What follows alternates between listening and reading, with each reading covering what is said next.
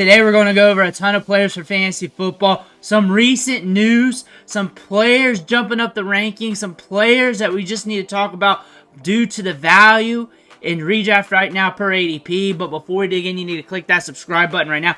We're helping you get ready for your drafts. We're looking at the strategies. We're looking at the player values. We're looking at the market. We're talking about how these players can be productive for your team. You need to click that subscribe button right now. Stop missing out because this is on the daily. And when things ramp up in season, we're going to find those gems for you on the waiver wire like we do every single year. But pour a little liquor out for D'Onta Foreman. He got hurt today. Had to get stretchered out. Might be back sooner than later, might not. Sounds serious, though. And when you look at this Browns running back depth chart, pretty banged up. We're going to watch Nick Chubb because Nick Chubb is out squatting everybody right now. But the Jerome Ford show is rolling right now. Expect him to see a bump in ADP because people are going to start talking about these Browns. They're going to start talking about him.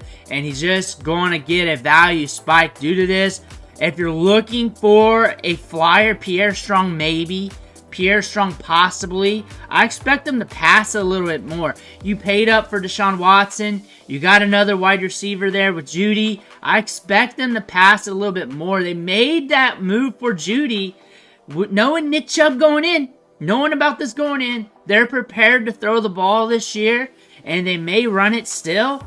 But Jerome Ford is going to see a value spike. We're monitoring Nick Chubb because he's Superman.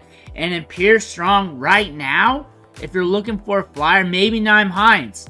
But he's also coming back from a knee injury. So see what's going on with that. Terry McLaurin, wide receiver 31 in ADP. And he's a guy scooting under the radar, but could see a bump in production if Jaden Daniels hits. Also last year, 12 points per game. But his floor, pretty steady, pretty solid, so that's something to be into. He's also going in a part of the draft, round 5, draft capital and underdog, so a little cheaper in your basic redraft leagues. So he's at a discount, can be your wide receiver 2, 3 or so, depending on how you're building your team.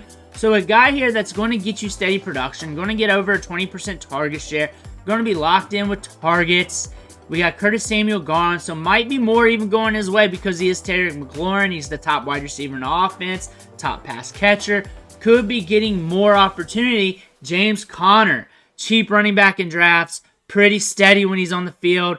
Very, very reliable. Running back 26 off the board, round 8 draft capital. He's cheap. He can be your RB2, or if you're going ZRB light, then you can start drafting around his range. But when he's healthy on the field, he is steady Eddie. Trey Benson's lurking behind him. He's got good size to just athleticism. He can pop 2. Zach Charbonnet. He's cheaper this year. He's falling down the board, and people aren't looking his way. Kenneth Walker gets nicked up from time to time. We've seen that these last few years, but he catches the ball out of the backfield. He is pretty rock solid at all phases. May not go over the moon, but he's good enough to get you over the hump. Devin Singletary, RB34, another cheap running back here, double-digit rounds, but he's very dependable. I don't expect him to be an RB1, but I expect him to get touches. I expect him to be productive here and there. Everything's going to be relying on Malik Neighbors in this offense, but Devin Singletary, good in pass protection, good between the tackles. If you want to look for a late-round flyer from this backfield, Eric Gray, Tyrone Tracy, but Singletary, a cheap running back to fill out your depth chart. Malachi Corley is making headwaves in camp every day. He's making a catch. He's connecting with Aaron Rodgers. We're going to have some highlights on Corley here soon. He's holding round 16 draft capital, wide receiver 80 off the board in value, barely draftable and underdog, but he's going to be the Randall Cobb in this offense. That's what Aaron Rodgers wants. He is similar, but a lot different. He's going to be used in a similar faction, but this is the Yak King. He can get you yards after the catch. Look how jacked he is, even in that picture. Tough to tackle, almost like a running back out there when he has the ball in his hands.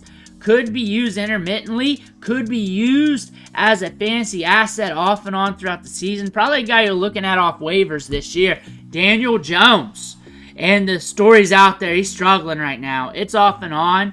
but he's being Daniel Jones out there. He's off the mark on a lot of throws. There's some practices he looks all right, but something to monitor. He's QB 25. We got Malik Neighbors. If he pushes it to Neighbors and gets you a little bit of rushing production, maybe he's okay. But I look at him as a streaming quarterback only this year. Curtis Samuel is making plays in training camp. He should be used around the line of scrimmage and be able to get yards after the catch. Should get volume in those regards. Should be getting targets in those regards. And he was productive last year, off and on. Might be a guy you're looking to get off waivers this year, Jameson Williams. And it's whether or not you want an asset like this, because we know Amon-Ra St. Brown is going to get 25 to 30% target share, more than likely pushing 30. And then you got Sam Laporta, 20 to 25. So 50 to 60% of the targets are going to those two players. Jahmyr Gibbs is going to have double-digit target share himself.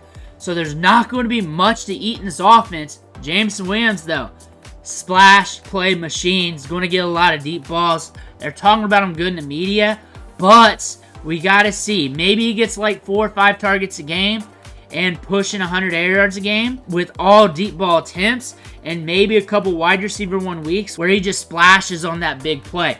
Khalil Herbert, you got to watch him throughout the season. Roshan Johnson's going into year 2, could be a little bit better. Swift does not have many full seasons under his belt due to injury. Same thing with Herbert, but Herbert's cheaper. Round 16 ADP, very cheap, RB57 off the board.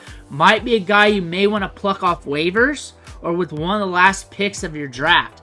Jackson Smith-Njigba, wide receiver 45 off the board, round 7 draft capital, dirt cheap. Possibly the wide receiver 3 or maybe wide receiver 2 range in this offense, but target share pushing 17%, over 60 passes caught, over 600 yards. Any rookie wide receiver in recent time that's put up those stats, counting stat-wise, we're excited about. Also, when you look at his performances, we got 16, 12, 12, 13, 14, 12. Some plays called back in between there. If we hit a little bit more this season, people are going to like that. And round 7, a good speculation play in the middle of your draft. When I say speculation play, a gamble to take that could go to the moon. And at worst, you're getting like 9-10 fantasy points per game. George Pickens got upside in this offense. He's connecting with Justin Fields. Those two are glorious. They're making plays every single day. Look for him to get around 100 air yards a game. Look for him to get over 20% target share, pushing 25 or more. Maybe he's getting targeted 6 to 8 times per game due to the offense being a little bit slower paced, especially in the passing game due to Arthur Smith and company. But George Pickens is the dog in this offense. Round 4 draft capital, though. There's a little bit of risk with that due to the quarterback situation. Russ Wilson's there, too, coming back from that calf. Got to see. But there's upside. We see it here. We saw it last year. 4 wide receiver 1 week, splashed with a 35.5 point game. It's there. Devontae Adams, wide receiver 14, round 2 draft capital. 4 wide receiver 1 weeks, just like George Pickens, but a little better floor. Averaged 15 points per game, but had a 42-point game in there and a 37-point game. He can rack up the points. He can rack up the targets. I look for it to be like this off and on due to the quarterback situation, but look for him to get a huge target share. Look for him to get a lot of opportunity. Look for him to get the air yards. 31 years old. It's getting a little bit iffy. It's going to feel that way every year going forward until his time is up. Jalen McMillan. I'm talking about him a lot because we got to shine that light. Round 16 draft capital. He's dirt cheap. He's free. He's got 2 wide receivers on this offense that is going to impact target share. But he's hitting every single day in practice, play after play after play. Watch for him on waivers. Pick him up as a stash, but this is the signal. Ezekiel Elliott, dependable, good in pass pro. He's going to get opportunity. They say they want to mix it up. Everybody wants to do something until the game's on the line, until we're taking snaps, and next thing you know, Zeke's out there for a large snap share, getting too many touches in what we thought, scoring some touchdowns. Might be an okay RB2. He gave you 3 RB1 weeks last year, sharing the backfield with Ramondre Stevenson. Round 11 draft capital. Keon Coleman, splash, play, machine in this offense. could be getting good opportunity. Killing it in camp. Round 7 is that range where you take your stab at that lottery ticket. Brandon Cooks, if you want to go cheap at wide receiver. Michael Gallup's gone. Should see an increased target share. Back into the season, Cooks started cooking a little bit. We started getting a little bit more consistent. And at this range, pushing wide receiver 60 here, this might be something you want. Personally, for me, around this range, I'm drafting running backs. I want to be good at wide receiver. But if you're looking at wide receiver, Cooks might be cooking it up for you. Darnell Mooney, though, few rounds cheaper. We're in an offense that's supposed to hit here with Kirk and company. On top of that, Drake London, Pitts, we got competition. But Mooney hitting Chicago a little bit. He can be a splash week dandy. Round 13, you might pluck him off waivers off and on throughout the season. But he's going to get opportunity in this offense. They're going to be in matchups where they got to be shooting it out. Mooney's got some upside on the cheap. Jahan Dotson, another cheap wide receiver. Going to be the wide receiver 2 in the offense, or should project it out to be that. Looked good as a rookie. Last year, you slowed down. But go look at all the game logs for Washington last year. The targets were very spread out. We're different at the quarterback position. Jahan Dotson should be getting more opportunity. Curtis Samuel's gone. Could be a good get in round 12. Josh Palmer, be on the lookout for him. He should be getting an opportunity here. Keenan Allen, Mike Williams gone. He's very cheap in drafts. Some upside here. CJ Stroud, QB6. I like him at that price tag. Look at all the QB1 weeks. On Underdog, you're trying to stack those Texans. It's hard to do. But Stroud, if you want to pay up for quarterback but not go for the top ones, this might be your guy. Jonathan Brooks might start out on the pot. We're watching him. However, on the back 9 season, could explode for you. Pay attention for that because he's explosive, good between the tackles, nasty running back prospect. Aaron Jones is getting workload, and he's dirt cheap. Round 7, the round 8 draft capital. Going to be using the passing game, going to get some checkdowns. He is going to be productive in this offense as long as he's healthy on the field. Could be a good RB2 for you in fantasy. Those are about 25 players that we're looking at right now that we're picking up, discarding, or some bad news hit them. But we do this every day. We look at the players, we look at the values, we look at the market, we look at the news, and everything in between. Hit that subscribe button on the way out. One thing for watching. Catch you on the next video.